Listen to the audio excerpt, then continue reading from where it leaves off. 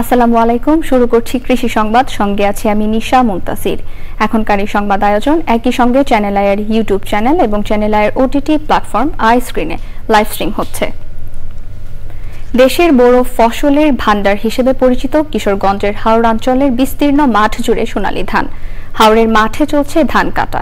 ভোর থেকে সন্ধ্যা পর্যন্ত ফসল ঘরে তুলতে ব্যস্ত সময় পার করছেন হাওড়ের কৃষক। ধানের দাম নিয়ে দুশ্চিন্তাও আছে তাদের। কিশোরগঞ্জ থেকে এসকে রাসেলের পাঠানো তথ্য ভিডিও চিত্রে রাজীব আহমেদের রিপোর্ট। কিশোরগঞ্জের হাওড় অঞ্চলে এবার বোরো ধানের ভালো ফলন হয়েছে। প্রাকৃতিক দুর্যোগ স্পর্শ করার আগেই নিরাপদে বোরো ফসল তোলার উৎসব শুরু হয়েছে। তবে ফিকে হয়ে গেছে দরিদ্র বোরো চাষিদের মুখের হাসি। অনেক চাষি 820 থেকে 900 টাকা মন দরে ফরিয়াদের কাছে বিক্রি করতে বাধ্য হচ্ছেন। আমরা যদি ধানের দরটা একটু বেশি পাই তাহলে যেন আমরা একটু পোষা যাওয়া, যেহেতু এনজিও থেকে কিস্তি মিস্তি তুলিয়া আমরা এই গৃহস্থিটা করি। বেসিক্যালি আমরা ধান কাটতারি না। আর বর্তমানে 1000 টাকা দর ধান আছে, আমাদের ধানের দরকার 1200 টাকা মন, 1300 টাকা মন, না হলে আমাদের পুষতো না। ছক্কা ধানটা আইজং আর 29 এইগুলো ধানই ফলনে খুব ভালো হয়েছে। দুজে আল্লাহ দিয়ে গড়ে উঠে সুন্দর লাভবান হইলাম আমরা। জেলা কৃষি সম্প্রসারণ অধিদপ্তর বলছে, এবছর জেলায় বোরো ধানের আবাদের লক্ষ্যমাত্রা নির্ধারণ করা হয়েছে 1,68,100 হেক্টর জমিতে।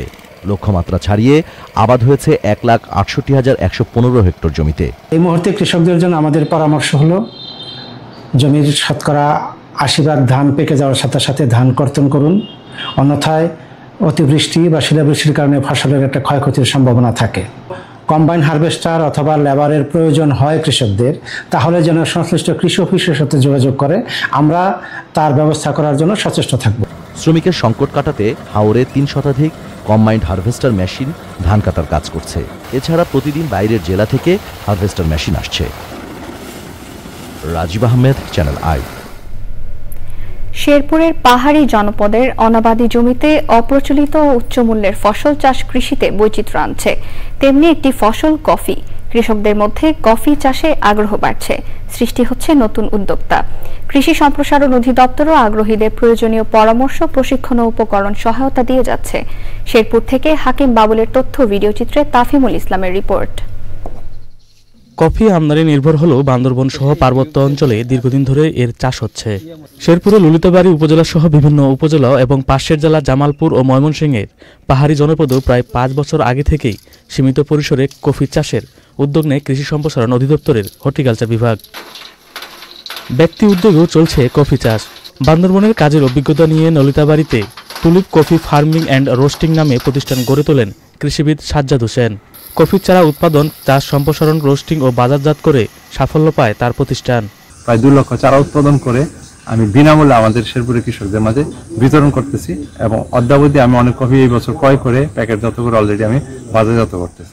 3-4 বছর আগে রোপণ করা কফি গাছ থেকে ফলন পাচ্ছেন চাষি। কফির চারাও স্থায়ীভাবে বিক্রি হচ্ছে। গত বছর কিছু প্রোডাকশন পেয়েছিলাম হালকা, এবার প্রায় 12-13 কেজির মতো হয়েছে। ফাইনালি শুকানোর পরে আমার 12-13 কেজি হয়েছে। ইতিমধ্যে কৃষকদের প্রায় 60,000 চারাও 100-এরও বেশি কৃষককে প্রশিক্ষণ দিয়েছে কৃষি বিভাগ। গারো পাহাড়ের অব্যবহৃত জমি কফি চাষের আওতায় আনতে আগামী 2 বছরে প্রায় 2 লাখ চারা বিনামূল্যে দেওয়ার পরিকল্পনা রয়েছে তাদের। প্রতিটা বাড়িতে কিছু আদু ছায়া এরিয়া থাকে, বিশেষ করে বড় বড় গাছ থাকার কারণে। তো আমাদের টার্গেট যে নালিতাবাড়ির প্রতিটা কৃষক পরিবারে 5টি-7টি করে অন্তত চারা থাকবে। এছাড়া বাগান যতগুলা করা সম্ভব আমরা করব। কফি চাষ করতে বাড়তি পরিশ্রম ও জমি লাগে না।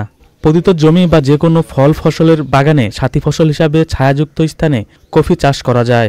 প্রতি একরে গাছ লাগানো যায় 600 থেকে 700টি। অনুকূল আবহাওয়া ও ভালো ফলন হলে গাছ প্রতি 5 থেকে 7 কেজি কফি পাওয়া সম্ভব। তাফিমুল ইসলাম, চ্যানেল আই।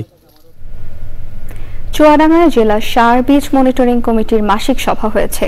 জেলা প্রশাসক মোহাম্মদ জহিরুল ইসলামের সভাপতিত্বে সভায় জেলার সার ও বীজ মজুদ, খুচরা বিক্রেতা নিয়োগ সহ কৃষি খাতের উন্নয়ন নিয়ে গুরুত্বপূর্ণ সিদ্ধান্ত নেওয়া হয়েছে।